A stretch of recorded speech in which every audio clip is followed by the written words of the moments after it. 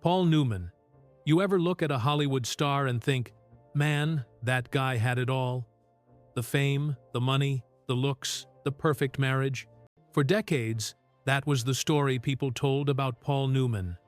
Those piercing blue eyes, that easy smile, he looked like the definition of charm. But what if the truth wasn't so perfect? What if behind that flawless image, Newman carried regrets, temptations, and a few loves he could never truly shake? Because before his death, Newman's heart was still haunted by 6 women, some who inspired him, some who broke him, and some who lived in his memory as painful what-ifs. These women weren't just side notes in his biography, they shaped the man behind the legend. Tonight, we're diving into the passion, betrayal, and scars that Hollywood never wanted to talk about. Jackie Witte, the first wife. Long before movie stardom, long before his name meant anything in Hollywood, Jackie Witte was by Paul's side. She wasn't just a wife, she was the foundation. They married young in 1949, when Newman was fresh out of the Navy and chasing an uncertain dream. Jackie was striking, serious, and determined. While he studied at Yale Drama School, she modeled to keep food on the table. Together, they raised 3 kids, building a fragile little world with nothing but ambition and grit. But here's the thing about Hollywood. It almost never spares first marriages. As Newman's career gained steam, the distance between them grew. Not just miles, but emotional space too. And when Joanne Woodward came into the picture, Jackie's fate was sealed. Their marriage crumbled in heartbreak.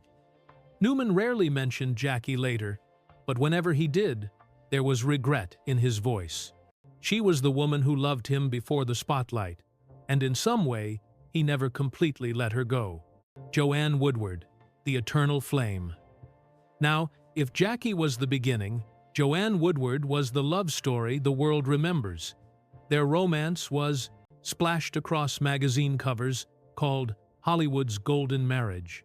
And yes, it lasted 5 decades, but don't mistake it for a fairy tale. This was a fire full of passion, arguments, forgiveness, and scars. They first met in the early 52nds, when Paul was still married. The spark was instant, but they waited until his divorce to finally be together. By 1958, they were husband and wife, and their chemistry, both on-screen and off, was legendary. Films like The Long Hot Summer captured it perfectly. Paul often called Joanne the best thing that ever happened to him. But was he always faithful? Not exactly. Rumors swirled, temptations came knocking. Joanne wasn't blind. She confronted him, demanded honesty, and somehow they found a way to endure. Joanne wasn't just his wife. She was his anchor. She encouraged his racing obsession, supported his businesses, and pushed him toward philanthropy. She kept him grounded when fame threatened to swallow him.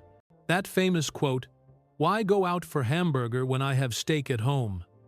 Yeah, that was about her. And while his actions didn't always live up to the line, when the years grew long, Joanne was still there. She wasn't just his eternal flame, she was his compass, the one love he couldn't escape, nor did he want to. Marilyn Monroe, the haunting star. And then there's Marilyn Monroe. No, they weren't lovers, but she haunted him. Newman and Monroe moved in the same glittering circles in the 50 Seconds parties, premieres, the social whirl of Hollywood. He admired her, sure, but it was deeper than that. To Paul, Marilyn symbolized the dangerous beauty of fame. He could see the loneliness behind her smile, the sadness that clung to her even in rooms full of people. She became a what if, not because they had an affair, but because she represented everything he feared what happens when Hollywood eats you alive. When she died in 1962, Newman was shaken. He saw her as a cautionary tale, proof that even the brightest stars could burn out too soon. She lingered in his mind, not as a lost love, but as a ghostly reminder of fame's cruelty. Remick, The Temptation. The 1,960 seconds weren't easy for Newman's marriage. Long shoots, rising fame, and whispers of temptation. Enter Remick. Gorgeous, talented, and quietly intense. On screen, she glowed. Off-screen, she carried a fragility that drew Newman in.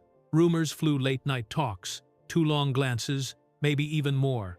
Neither ever confirmed an affair, but the chemistry was undeniable. For Newman, Lee was temptation personified. She represented the danger of giving in, of risking everything he had with Joanne.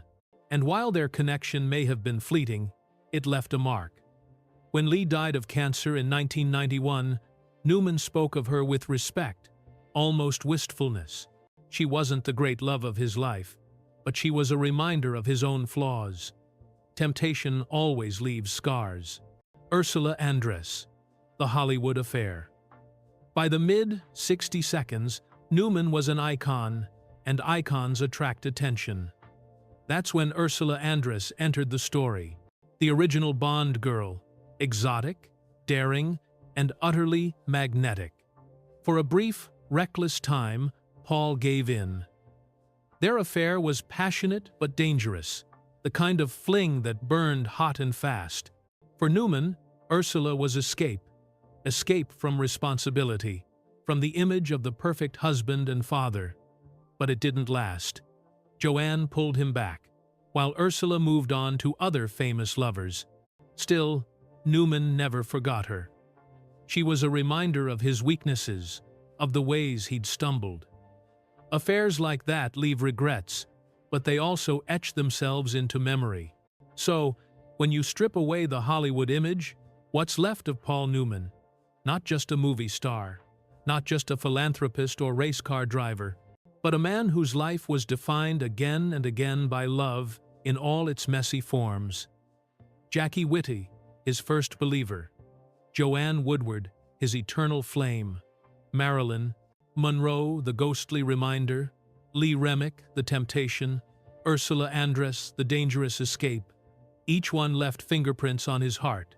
Together, they shaped the man we remember today. Because love, as Newman's story proves, is never simple. It's joy and pain, loyalty and betrayal, sacrifice and desire all tangled together. And though the world remembers his dazzling blue eyes and timeless charm, the truth is, Paul Newman's heart was far more complicated. So now, I'll ask you, of all these loves and regrets, which one do you think defined him the most? Drop your thoughts in the comments. And if you enjoyed this dive into Hollywood's hidden side, hit that like button, subscribe, and stick around, because the next story might just change the way you see another legend forever.